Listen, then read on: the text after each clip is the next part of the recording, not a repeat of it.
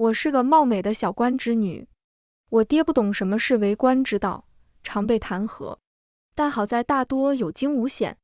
直到有人弹劾我爹勾结藩邦，皇帝老脸一黑，大手一挥，派人去西北彻查，正打算与我家一亲的状元郎自请北上。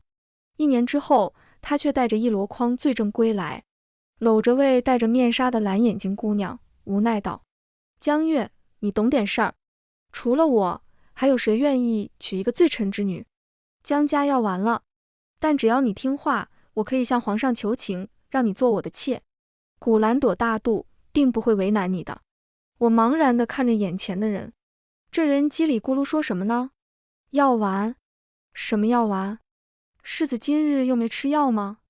做妾？谁做妾？我这满头的金凤簪，他没看见吗？大家好，欢迎收看皮皮听书。好不容易抽个闲戏，跑回江家躲懒，却听门外一阵喧闹。去看看，我娘熟练地吩咐身侧的丫鬟，又无奈冲我笑道：估计又是你爹在外面得罪了什么人。我偷笑着啜一口牛乳茶，却听小厮慌张道：夫人，门外有人提亲。我和我娘对视一眼，提亲？兄长早已娶妻，我上月刚刚出嫁，小妹才13，提哪门子的亲？小厮欲言又止，最后还是硬着头皮道：是冯状元。我娘震惊回眸：冯月儿啊，你看这。我堪堪收回心神：没事的，娘，大哥当时也只是提了那么一嘴，还没一亲呢。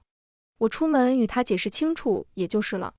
我爹当年下狱，冯月不顾大好前程，自请要去西北查案，还我爹个清白。我是十分感动的，怕他身无根基，遭人陷害。我和大哥还特意凑出全部身家，雇了2名江湖高手暗中保护他。为此，我们全家喝了2个多月的稀粥。谁知不出3月，我爹人都被放出来了，他那边还没有丁点消息。我赶紧联系江湖高手问怎么回事，然而一次外向换来终生内向。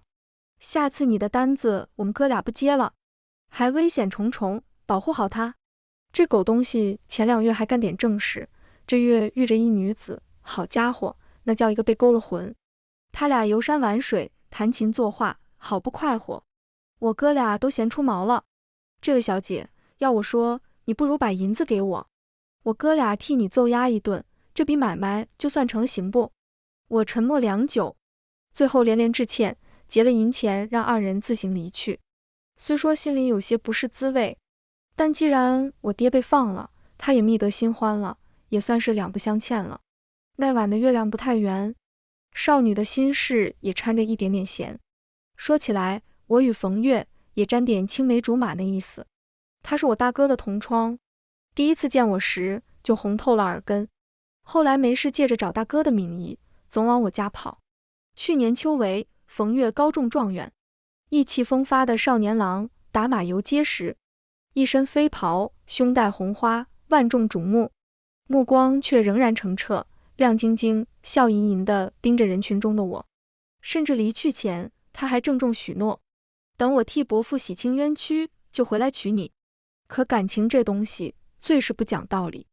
我打开府门，轻轻扫了一眼冯月身边的女子，心道果然是异域美人，连我看了也舍不得移开眼。围过来的人越来越多，我收回目光，压低了声音冲冯月道：冯大哥，你平安归来就好。你我2家并无婚约，如今你有了心上人，我也嫁了人，快让那些敲锣打鼓的停下，此事不要再提。谁知冯月闻言却皱起眉：江月，你胡言乱语什么？江大人还在狱中，你嫁哪门子的人？我说过要回来娶你的，大丈夫岂可食言？我一回京就马不停蹄地赶来了，只是江大人确实收受了贿赂，我只能尽力周旋。围观的人都惊呆了，窃窃私语起来：江大人又收受贿赂了？你说说，好官难当啊，1年得被栽赃多少回？这才刚放出来大半年呢。不过谁这么大的胆子啊？江大人如今可也是有靠山的。不是，他刚才说娶谁？我也是不解。正打算开口询问，就见冯月突然提高了音量，指了指不远处的马车。皇上命我彻查江大人勾结藩邦之事，那里便是我1年来收集的罪证。月儿，你放心，虽然你是罪臣之女，我仍会求皇上允我聘你为妾。我顺着他的手指望去，马车上装了厚厚一摞所谓的罪证，我的眸光彻底冷了下来。事关我爹的清明，我沉下声来。冯月，诽谤朝廷官员可是要受板子的。还有，你算什么东西？聘我为妾？冯月震惊地看向我，也顾不得四周议论纷纷。江月，你不要自欺欺人，江大人做出如此错事，江家就要完了。要完？什么要完？对了，世子晨起出门吃没吃药丸来着？虽说是为妾，可在我心里，你和古兰朵都是我的妻。你看，我这也算是以娶妻之礼来迎你了。他一手搂过那女子的腰肢，一边解下腰间的玉佩道：你脾气是骄纵了些，可古兰朵大度，定不会让你为难。你乖乖听话，收着这玉佩，明日我就进宫请旨去。我看着伸到眼前的玉佩，沉默一瞬，鬼使神差地问：你没看见我头上的金凤钗吗？去年我爹入狱，冯月迟迟没有消息，临近年关，全家人急得团团转。突然有一天，我爹竟自己回来了。我娘瞪大了眼睛，赶忙扑上去拍他身上的落雪，又颤声道：你怎么跑出来的？你怎么胆子这么大呀？越狱可是杀头的死罪啊！我和小妹跟着好。我爹牵过娘的手，又把我和小妹搂进怀里。不怕不怕，我不是逃出来的。皇上说事情查清楚了，就把我给放了。说着表情又泛起疑惑，听说是恭亲王世子替我求了情，可我几个月前还参了恭亲王一本呢。难道恭亲王世子一眼就看出我清正廉直？我娘气得狠狠给了他一脚。又参，人王爷干啥了你就参人家？再说轮得到你参吗？自己多大官，自己心里没点数吗？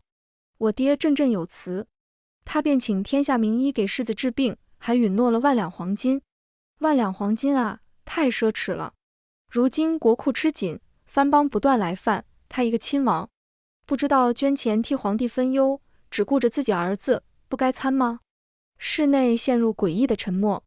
恭亲王世子，才满京城，智谋无双，就连容貌也是绝色。可这位世子殿下自小体弱，最是受不得风雪。每当长安飘雪时分，他总是闭门不出。即使这样，他还是稳坐了20多年的世子之位。不仅仅因为他是恭亲王最器重的儿子，更是因为他是当今陛下最为宠爱的侄子。我娘咬碎了一口银牙，该参得好，下回你该再参一参皇上，参皇帝的亲侄子，还是最受宠的那个。你能活到今日，也只能说皇帝是个明君。对上一屋子嫌弃的眼神，我爹笑得谄媚又讨好。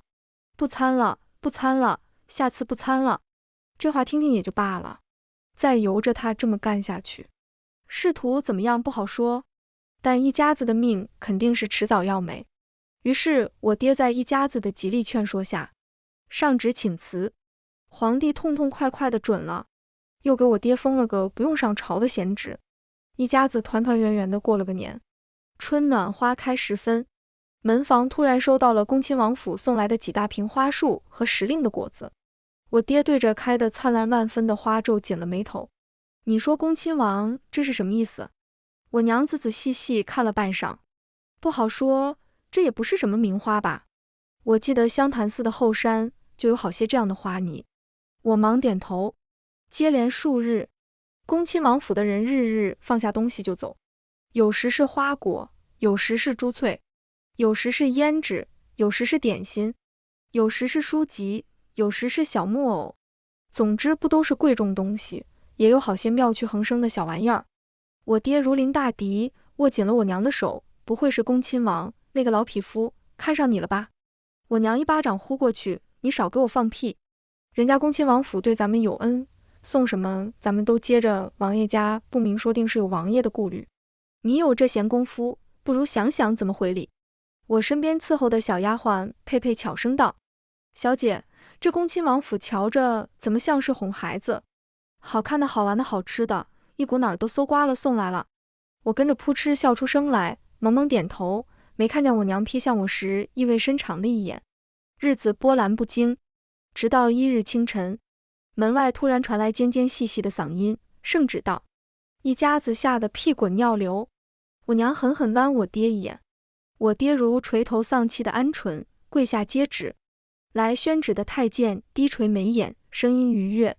奉天承运，皇帝诏曰：今有江氏长女江月，温香公淑，有徽柔之志，柔明玉德，有安正之美。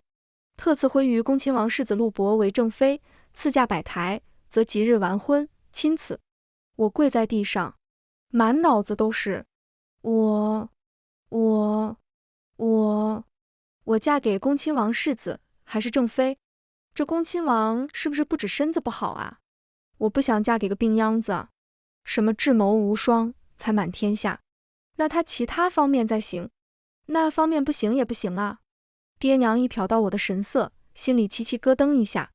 公公如人精一般，只略瞥了我一眼，便心下了然，提点道：去岁是个寒冬，雪那样大，恭亲王世子为了将大小姐，愣是生生跪在了莫西的雪地里。世子那个身子满经谁不知，那样一尊天花白玉，跪在漫天飞雪里，就快要碎作纷飞的雪絮了。哎呦，咱家一瞧，心都要碎了，更别说陛下了，哪舍得不让江大人一家团圆？这不，恭亲王世子身子刚有所好转，就亲自请旨赐婚。世子这般爱重江大小姐，江大人好福气啊！我爹一愣，神色复杂地看我一眼。我垂下头，并不当回事。他爱跪便跪，与我何干？跪一跪就能当我夫君了。可刚送走了公公，门房又来报，恭亲王世子前来拜访。那是我第一次见陆伯，已经开春了，他却仍然披着大氅，一张苍白的巴掌脸，唯有唇泛着浅浅的粉色，好看的眸子里盛着琥珀色的光，望向我的时候温柔又缱绻。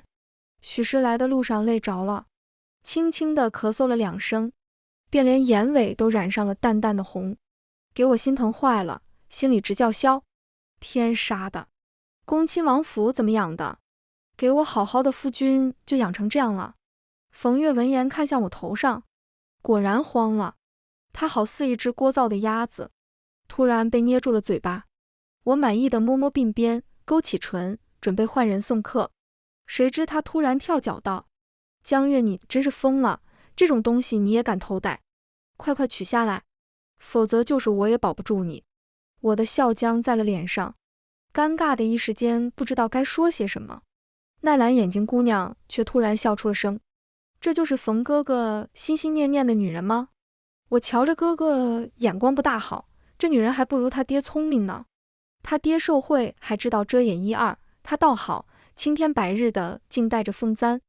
连我这般不曾来过中原，没什么见识的都知道，这可是皇家御用之物啊，真是蠢笨如猪。若是娶进门，怕是影响哥哥往后的仕途呢。冯月脸色铁青，围观的众人大多已经震惊到失语。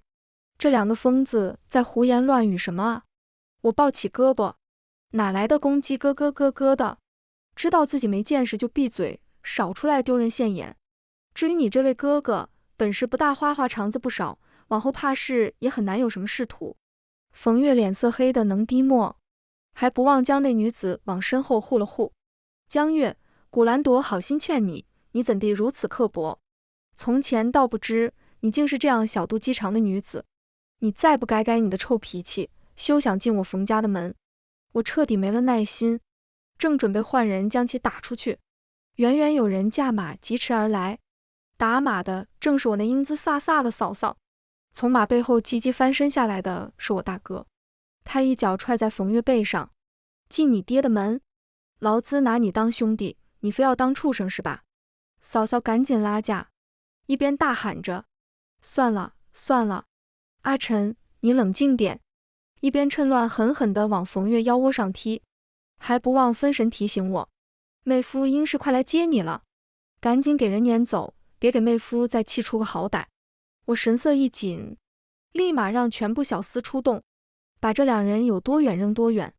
冯月被拖着，还不忘捂着腰喊：江大哥，看在咱俩多年的情分上，我最多答应你娶月儿为平妻。把他嘴堵上，扔远点。冯月刚被拖走，我爹就回来了。他听说了冯月闹出的事，先是臭骂一顿大哥，又气得原地直打转。狗东西，要是搁从前，我非得参他一参。我娘跟着叹气：哎，你说你怎么就被贬了官？这还是我娘第一次为我爹被贬官感到惋惜。嫂嫂左看看右看看，语气诚恳：爹娘，要我说，上什么折子呀？就让妹婿往殿前一跪，不比爹您写一摞折子管用吗？我爹一噎，我娘却眼睛一亮。他冯月哪值当咱女婿去跪，就说他给咱女婿气得胸口疼，他就别想拉着好。大哥猛猛点头，就是什么状元郎，黑心肝的玩意儿，还想欺辱我妹妹，让妹婿狠狠治他。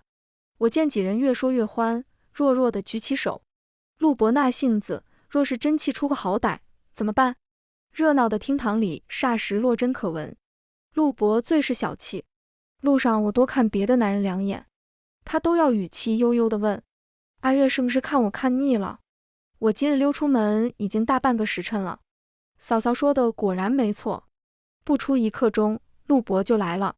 他一袭白衣，罩着同色狐裘，柔软的银狐毛圈着一张素白小脸，墨发随意挽起，额前几缕发丝轻轻飘动，唯有嘴唇处一抹红，好似山野间吃魂食魄的妖精。我不自觉地迎上前去，朝他伸出手，触碰到冰凉的指尖时，惊讶道：手怎么这么凉？晨起吃药了吗？陆伯自觉地将另一只手也搁进我手心里，委屈道：阿月嘱咐过要好好吃药，我自是吃了的，只是我不过去了趟书寺，怎么眨眼间你人就不见了？我尴尬笑笑，闲得发慌，就回家看看了。你这个月都回8趟江家了，若是陆府住不惯，不若干脆搬回江家。我心中一惊，真是生气了，忙安抚：那多不好啊，我可放心不下夫君。陆伯轻轻斜我一眼：有什么放心不下的？我也搬来，省得有人趁我不在要来抢我的娘子。我沈笑一声：你都听说了，也不知道那冯月发什么疯。陆伯突然将手抽了回去，语气酸溜溜的：听说了，还听说阿月一见面就亲亲热热的叫人冯大哥呢。这样亲昵的唤法，阿月可从未唤过我。我暗中扶额，指定又是那个缺根筋的轻松传的话。我那叫客客气气，什么亲亲热热。阿月和那人是青梅竹马，他又叫冯月，这情分自然是我比不上的。这都什么跟什么啊？又乱吃飞醋。我想解释，都不知道该从哪句开始。那些带着醋意的话，到底泄出了一丝丝不安的意味。于是我一仰头，选择用最简单粗暴的方法堵住那张喋喋不休的嘴。果然，世界安静了，耳边只剩窗外风吹过树叶的沙沙声和耳边陆伯低低的喘息声。我抬头看他，那双平日里温温润润的眸子里，慢慢平静下来，渐渐染上了情欲。我轻轻勾勾手指，他便乖巧地解了狐裘，一步步行至榻前，抱着我的腰，慢慢在我腿间跪了下去。我虽不知陆伯哪来的这种癖好，可人前端庄自持又高贵冷清的世子，人后却红着耳朵极力取悦我，这谁能不爱？以至于刚成亲时，即使神医说陆伯的身子还不宜同房，我也早早体验到了男女之事的美妙滋味。神医说陆伯的身子如今好了大半，只需好好养着，便能与常人无异。对此，我时而深感怀疑，又时而笃信不疑。毕竟这人在床上没半点病弱的样子，可一下了床，又是一副弱不禁风的样子。我甚至有时都怀疑，在我床上的那个人真的是陆伯吗？以至于每情动时都要仔仔细细看一看他的眉眼，确保自己没睡错人。攀上云端时，我吻上陆伯潋滟着薄红的眼梢，轻声唤道：陆哥哥。身上人身子一僵，立刻缴械投降。一番胡闹，已经错过了晌午府中的饭食。陆伯神色愉悦，说要带我去逛逛，再去德贤楼吃我最爱的蟹粉狮子头。我欣然应允。长安街两侧今日倒是热闹，过2日便是中秋节了，陛下特意准允了百姓可以摆摊。我东看看，西瞧瞧，最后眼神顺着卖糖葫芦的大伯走远。陆伯拍了拍我的头，轻笑一声：“在这儿等着，我去给你买个糖葫芦，再买个小兔子花灯。”我望着他抱着手炉一步步走远。佩佩悄声同我笑道：“小姐，世子还拿您当小孩子哄呢。”我的脸顿时飞起一片红霞，可惜没高兴片刻，一道熟悉的声音突然在耳边响起：“江月，你怎么在这？是不是改主意了？你若是给古兰朵道个歉，我就既往不咎，答应娶你做平妻，也算是全了我和陈兄的同窗情谊。”我翻了个白眼 ，MD 神经病，人来人往的，我不想与冯月多费口舌，他丢得起这个人，我可丢不起。正打算带着佩佩转身就走，古兰朵却盯着我定定地看了半晌，道：“江小姐眉眼含春，脸色红润，大抵是刚与人欢好过。”我一惊，慌忙四下环顾，这等事情也是能在大庭广众之下说的吗？比我更震惊的是冯月，他猛地上前一步，死命抓住我的胳膊：“江月，你还要不要点脸？是谁？奸夫是谁？”他这一嗓子，四下的人瞬间都支着耳朵望过来。我怒火翻涌，一巴掌扇在他脸上，正打算再赏他一脚，远处嗖地飞过来一个物件，正中眼前人的鼻梁，鼻腔处传来温热的触感。冯月不敢置信地松开手，摸了摸自己的鼻子。古兰朵大惊失色：“啊，血！”陆伯3两步上前，一把搂过我，冷笑道：“我倒是不知，竟有人敢当众轻薄世子妃，奸夫！哈，本世子就是你口中的那个奸夫，你当如何？”冯月瞪大了眼睛，目光艰难地扫过陆伯腰间明晃晃的恭亲王府腰牌，又看向我头上的凤钗，突然失魂一般喃喃道：“世子妃，这怎么可能呢？”他眼中蓄着满满的恨意和不甘，却碍于陆伯的身份不敢发作。觉察到我的目光，立刻满怀希冀地看过来：“是他逼你的，对不对？你不愿意，对不对？只要你点头，我就是拼了命也要带你走。”我蹙眉，冯月却直直盯着我的眼睛，第一次软下了声音：“我知道错了，你若是生我气，我便送古兰朵回去，仍旧娶你一人为妻，好不好？”古兰朵震惊地看向冯月，这个与自己情深意切了几百个日夜的男人，竟然说抛下自己就抛下自己。陆伯嗤笑一声，凑到我耳边：“阿月，你瞧，这种始乱终弃的男人要不得，哪像我，从始至终只有阿月一人。”我闻言挑眉，恭亲王世子亲口泡的茶，真是茶香四溢。我看向冯月，冷声道：“你是不是还未进宫面圣？”冯月一怔：“是，陛下让我晚些时候入宫，你放心，我一定会求陛下。”我摆手打断：“你还是先担心你自己吧。陛下信重你，派你查案，你查了1年，我爹早都洗清了冤屈，你查什么去了？你当初自请去查案，不是说势必要还我爹一个清白吗？怎么回来后一副要把我江家钉死在耻辱柱上的做派呢？就算那罪证是真，还没上报陛下，怎么就急不可耐的要宣之于众呢？冯月，你以为我不知你那点龌龊心思吗？你不就是想以罪臣之女拿捏我，好成全你的妻妾两全吗？呸，你想得美。对了，我和世子是圣旨赐婚，两情相悦，就不劳你费心了。冯月僵在原地，如遭雷劈。陆伯却唇角止不住的翘起：“诺，阿月，别累着了，吃糖葫芦。”冯月压根没等到进宫面圣的时候，皇上不知从哪儿得知，这家伙查了1年，竟查出些捏造的东西，还敢公然跑到世子妃娘家叫嚣，气得当即给人绑到了皇宫，劈头盖脸一顿怒骂，茶盏都扔出去好几个，直骂的冯月跪在地上，瑟瑟发抖，什么心思都没了。皇上到底是个明君，冯月虽然查案不行，但是做文章确实有些造诣。于是一道圣旨，曾经风光无二的状元郎，沦落到翰林院当一个小小的庶吉士。那天他说的那番话，叫古兰朵看透了一个男人的薄情，一个薄情又无用的男人，便如同垃圾。古兰朵头也不回，偷偷搜刮了冯月的全部家财，潇洒打马回了西北。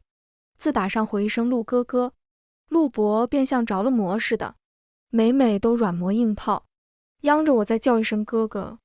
我被缠烦了，一个软枕砸过去，都要当爹的人了，哥哥什么哥哥？陆伯便傻笑着挨过来摸我的肚子。是的，神医说我有孕了。陆府众人都高兴坏了，皇上大手一挥，流水般的赏赐送入世子府。陆伯更是偷偷的掉了眼泪。没出息，不过是怀个孩子。再见冯月，是次年的上元节，花灯如昼，人流如织。他孤身一人，神色寂寥，一身麻布衣裳洗得微微泛白。看见我时，下意识地避开了目光。阿月，要再看一看灯会，还是回家歇歇？陆伯温柔的嗓音在耳边响起。我轻抚着肚子，在光华璀璨中笑着望向他。好，回家。陆伯番外，我自小体弱，府中请过很多名医，连黄伯伯御用的太医也是府上的常客，可没一个人敢断言能让我活过22岁。我早看开了，也就不愿意喝那些苦药之子。活着挺好，死了也行。直到那一日，湘潭寺的后山，我见到一个姑娘，她站在漫山遍野的山花中，笑得比花灿烂。她一边摘花，一边同身边的小丫头嘻嘻哈哈地说话。姑娘我这么漂亮，就得配世上最英俊的郎君。那是，不仅要英俊，还得要听话，像咱家的大黄一样。我勾勾手，他就知道过来。嘿嘿，我瞧一眼，他就知道我想要什么。最好吗？还会得伺候人。我一嫁过去，就过快活日子。噗，小姐想想也就罢了，可别叫夫人听见，到时候又得拧你耳朵了。我甚至都没大看清那姑娘的眉眼，心就扑通扑通跳个不停。满京都说我才智过人，容貌无双，想来应是算得上俊朗。至于听话，那也不是什么难事，回去我就养2条狗，学习一下。只是这会伺候人，是怎么个伺候法？姑娘的笑脸太晃眼，我连声音都飘忽忽的。轻松，我应是上辈子欠她的，不然为何我一见到她，心就跳得这么快？世子，那是因为您素有心疾吧？轻松犹犹豫豫，您要不吃个药？我叹一口气，跟这个木头说不通。当晚我就回府，郑重道，便请天下神医给我治病，治好了赏黄金100两。一件事儿若是没办成，大概率是银子没到位。我爹激动的一口水喷到岸上，我娘欣喜的直搓手。儿啊，你可算想通了。那日起，我认命的端起药碗，日日盯着门房的消息。谁知神医还没上门，有人先把我爹给参了，说是国库空虚。我爹竟然还耗费这么大笔银子给我找劳什子神医，简直浪费。我嗤笑一声，竟敢直言国库空虚，半点遮羞步步给皇上留。我要是今上，高低得赐他个满门抄斩。笑到一半，轻松回禀，写折子的是江仲，那位姑娘的父亲。我静坐了一下午，还是没忍住入宫劝道，到底是忠良之心，请黄伯伯不与他计较了。陛下和我爹面面相觑，到底没把江仲扔进牢里。冬至时分，府外来了个披头散发的老道，说我的病他有把握医治。我将人请进府，老老实实挨了月余的银针，整日半昏半醒着。1日刚清醒过来，就听说江仲被参勾结藩邦，人已经关进了牢里。我气笑了，勾结藩邦，亏这人想得出来。江仲我还不知，他除了1日3餐，根本没时间忙别的。不是我说，就他那直肠子，勾结得明白吗？正打算起身进宫，母亲端来药碗，感慨道，那新进的状元郎也真是有情有义，为了江家，竟连翰林院也不去，自请去了西北。我闻言，默默放下掀被子的手，冯月这人，我早知晓，他借着江辰的名义，时常往江家跑。今岁又新中了状元，才情不缺，此番情深意重，也算是个汉子。最重要的是，江月也并不讨厌他。如果我活不久，那他也算是个好人选。只是今日的药苦了好些。我丧眉搭眼的冲老道抱怨：烂手回东啊，庸医，我胸口怎么又疼了？老道淡淡瞥我一眼，一口气又给我安排上了2个月的针灸。我怀疑他想扎死我，但我没有证据，因为我还活着。临近年关，我让青松去打探一下心上人的消息。青松支支吾吾，江大人还在牢里，江大小姐急得日日掉眼泪。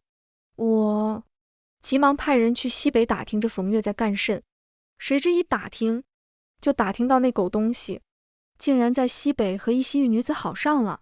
我顿觉气血翻涌，恨不得立马提剑剁了他，又暗暗生出一丝窃喜，给了你机会，你不中用。既如此，我也顾不得自己还能活几年了，活1年算1年吧。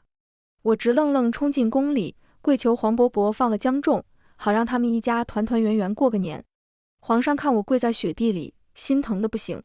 哎呀，都是朕的错，你快起来，不就是一个江仲吗？我知道的，他没那个脑子，也没那个胆子。有什么你说一声，黄伯伯都应你，何苦要这样折腾自己的身子？喜欢江家那丫头是不是？黄伯伯这就给你赐婚。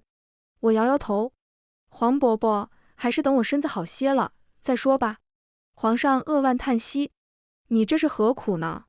许是动了怒，又受了冻。那日回去后，我便吐了血，何府上下都吓坏了。老道仔细检查一番后，神色怪异，这血吐的反倒是好事。老道有些本事，春暖花开的时候，我在下地已然能感受到浑身轻松了许多。青松，去香潭寺后山摘些花送去江家。青松，这胭脂好看，诺，你替我送去江家。青松，这肉脯好吃，还有这果子，都送去给江姑娘尝尝鲜。青松，你说我送了这么多日，江姑娘怎么一点反应都没有啊？她是不是不喜欢我啊？我东西放下我就回来了。望着青松略带茫然的眼神，我深吸一口气，合着我这边忙得兴起，任姑娘那边连我是谁都不知道。天气热了起来，老道说我的身体已经好多了，别说22岁，就是活过30岁，也不是没可能。爹娘欣喜的恨不得给老道供起来，青松也哭得一抽一抽的。我怔愣了片刻，哑着嗓子道：娘，我要成亲。我娘瞪大了眼睛，盯着我望了半天，确信我没在说胡话后，喜极而泣。好好好，是哪家的好姑娘，娘这就带着媒人上门去。我爹一把拉住他，我进宫去请皇兄赐婚。板儿，是谁家姑娘？我笑了笑，是江仲长女江月。江大人清廉，家产不丰，若是黄伯伯能赐些嫁妆就更好了。罢了，爹，我与你同去。我爹皱眉，就那个参咱们治病豪奢的，是你岳丈？我淡淡出声，江仲可不知道我要娶他家姑娘，爹要是不满意他，不娶也行，反正人家姑娘也不一定愿意嫁我。我娘一听这话，急了，一肘子给我爹肘开，瞎翻什么旧账，人家又不是只参了你一人，儿子好不容易喜欢上个姑娘，你少给我多嘴。圣旨赐婚那天，我头一遭有些慌，白衣、玄衣、墨衣换了个遍，头发竖起又放下，直到在江家看见江姑娘看过来时惊艳的眼神，才暗暗舒了口气。自打初见，我便为那一点点妄念做足了打算，不仅狗养了，连各种伺候人的册子都翻烂了。果然新婚那日，阿月十分满意，轻松说冯月回来了。呵，我一点也不担心，阿月聪明伶俐，定不会与那样的烂人纠缠，何况阿月早已心悦于我了吧？毕竟每每相爱时，他都会深情地望着我的眉眼。果然，阿月不仅骂跑了他，还叫我陆哥哥。他愿意这般哄我，自是心里有我。没多久，神医诊出阿月有孕，我高兴极了。就算我真的短命，他也不至于孤单单一人了。上元节，我们又遇见了冯月，他看起来过得不怎么好，可若不是阿月人善，他甚至不能全虚全以的再出现在这里。他有什么资格摇尾乞怜？